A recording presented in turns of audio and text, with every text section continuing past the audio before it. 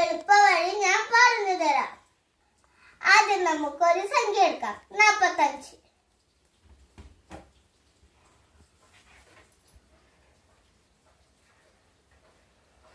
ഇതിന് കൂട്ടി നോക്കിയാലോ?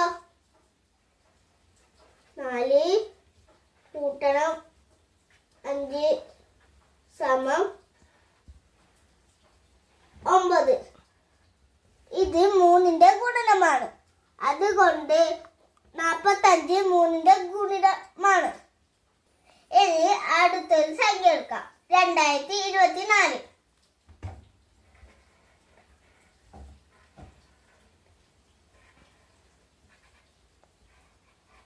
ഇതിനി കൂട്ടി നോക്കിയാലോ? ഇത് കൂട്ടണം 0 കൂട്ടണം 2 കൂട്ടണം 4 സമം 2 2 4 4 4 8. 8 3ന്റെ ഗുണിതമല്ല. അതുകൊണ്ട് 2024 3ന്റെ ഗുണിതമല്ല. ഒരു സംഖ്യ കൂടി നോക്കാം. 99.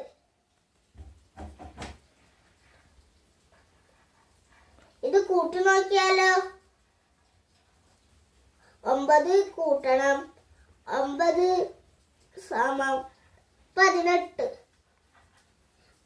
18 കൂട്ടി നോക്കിയാലോ? 1 കൂട്ടണം 8 സമം 9.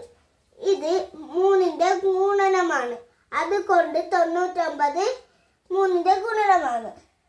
ഇതുപോലെ എല്ലാ സംഖ്യകളും 3ന്റെ ഗുണനമാണോ അല്ല എന്ന് നമുക്ക് കണ്ടുപിടിക്കാം. ഗണിതത്തിലെ പുതിയ വിശേഷങ്ങളുമായി വീണ്ടും കാണാം. ബൈ.